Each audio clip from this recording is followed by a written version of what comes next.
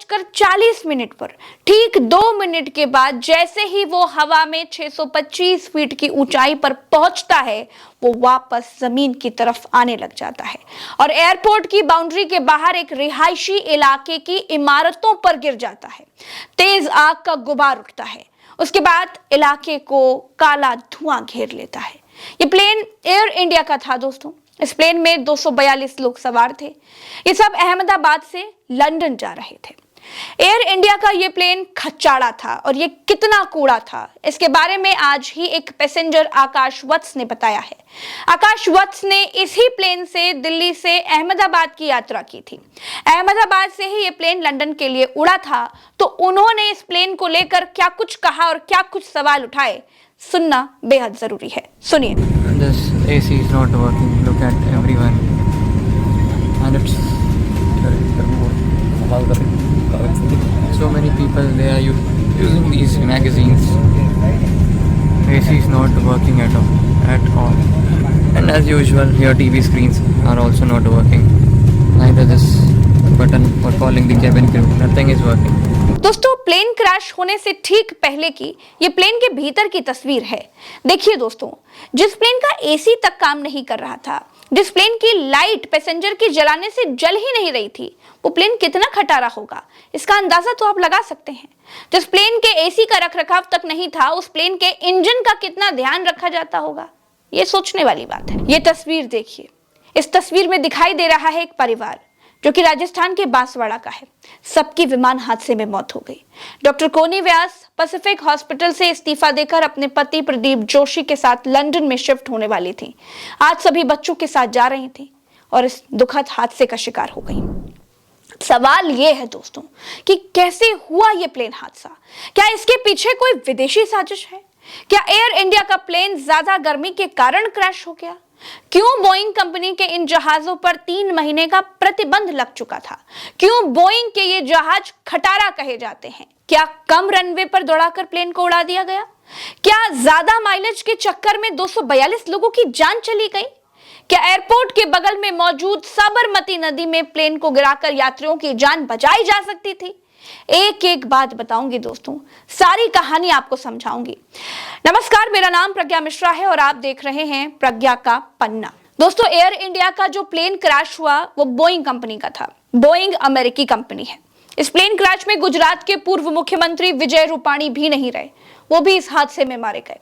कोई जिंदा बचा है? फिलहाल मेरे वीडियो करने तक तो ऐसी कोई खबर नहीं आई।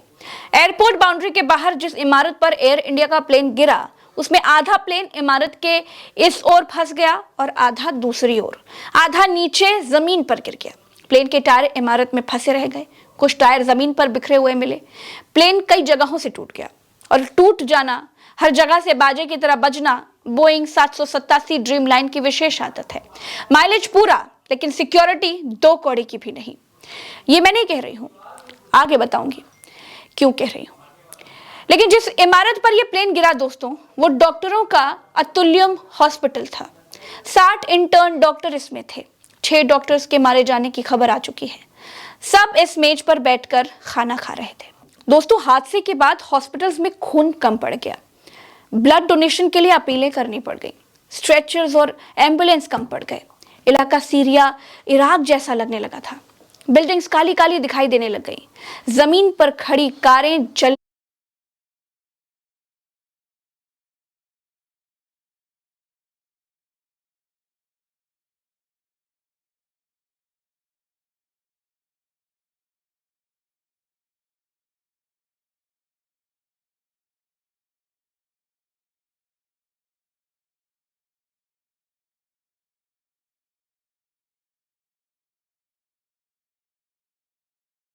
लगी थी।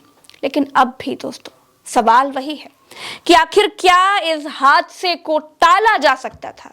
क्या 242 लोगों की जान बचाई जा सकती थी? तो जवाब है हाँ, बचाई जा सकती थी। लेकिन भारत में भारत की सरकार के लिए भारत के लोगों की जान की कीमत एक वोट से ज्यादा और कुछ नहीं है। सोचिए, गाड़ी विदेश में चलती है, पूरी सेफ्टी फीचर्स के बिना वो चल ही नहीं सकती।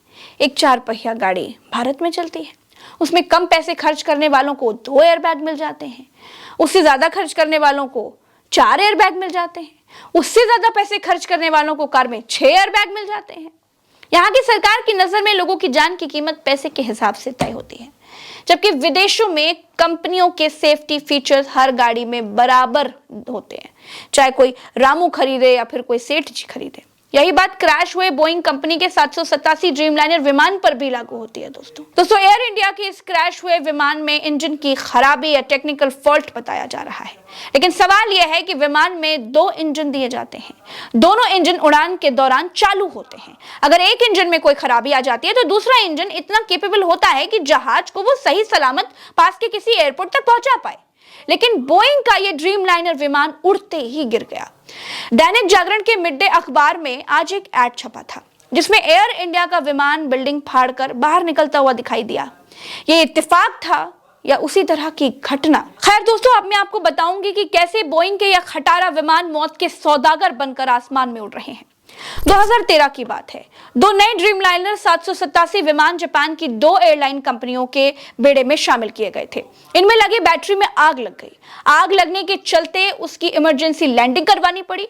अमेरिका के फेडरल एविएशन एडमिनिस्ट्रेशन ने 3 महीने के लिए दुनिया भर में सभी ड्रीमलाइनर विमानों की उड़ानों पर रोक लगा दी थी। उसके बाद बोइंग ने अपने बैटरी सिस्टम और उसके इंजन की गर्मी से बचाने के तरीके में कई सुधार किए थे। 2020 से 2022 के दौरान ड्रीमलाइनर में कई मैन्युफैक्चरिंग डिफेक्ट की खबरें आई थी। बोइंग ने भी माना था कि ड्रीमलाइनर की मैन्युफैक्चरिंग में कई तरह के फॉल्ट्स हैं। अप्रैल 2024 में दोस्तों बोइंग में काम करने वाले एक विस्ल ब्लोअर ने दावा किया था कि ड्रीमलाइनर 787 की बॉडी के कुछ हिस्से ठीक से नहीं जुड़े हैं और ये उड़ानों के दौरान बीच में ही टूट सकते हैं। ये विस्ल ब्लोअर इंजीनियर सैम साले थे जो 10 साल से ज्यादा समय से बोइंग में काम कर रहे थे। बोइंग में लंबे समय तक काम कर चुके जॉन बर्नेट ने 2024 में ड्रीमलाइनर 787 की सेफ्टी को लेकर के कई सवाल उठाए थे। मार्च 2024 में उनकी रहस्यमयी परिस्थितियों में मौत हो गई थी। घर के पास ही एक पार्किंग एरिया में उनकी लाश मिली थी। दोस्तों बोइंग 787 में इलेक्ट्रिकल सिस्टम का फेल्योर, विंडशील्ड में दरार, फ्यूल लीकेज और सॉफ्टवेयर में कई गड़बड़ियां होती रही हैं। 2024 में जापान में 787 की टेक्निकल कमियों की वजह से एक हादसा हुआ जब ANA एयरलाइंस के 787 में हाइड्रोलिक ऑयल लीक हुआ, जिसके बाद विमान को रनवे पर ही रोकना पड़ गया था। इस प्लेन क्रैश के कई कारण बताए जा रहे हैं। पहला कारण है डबल इंजन फेल्योर, यानी दोनों ही इंजन एक साथ फेल हो गए। दूसरा है स्टॉल हो जाना, मतलब जब विमान की नोज यानी आगे निकली हुई जो एक चोंच होती है वो बहुत ज्यादा ऊपर की ओर हो जाती है तो विंग्स पर हवा का प्रवाह सही तरीके से नहीं हो पाता है। इससे लिफ्ट यानी विमान को ऊपर उठाने वाली ताकत जो है वो कम हो जाती है। अगर लिफ्ट विमान के वजन से कम हो जाए तो विमान नीचे गिरने लग जाता है, भले ही नोज ऊपर हो। इसे स्टॉल कहा जाता है। दोस्तों नोज ऊपर होने का मतलब है कि पायलट विमान को ऊपर ले जाने की कोशिश कर रहा था, लेकिन अगर गति कम है या फिर विंग्स लिफ्ट नहीं बना पा रहे हैं तो विमान ऊपर जाने की बजाय नीचे गिर सकता है। स्टॉल होने पर विमान अनियंत्रित हो सकता है, जिससे वो बगल में झुक सकता है या फिर बहुत तेजी से नीचे आकर गिर सकता है। पायलट ने अंत तक कोशिश की प्लेन को बचाने के लिए, लेकिन बचा नहीं पाए।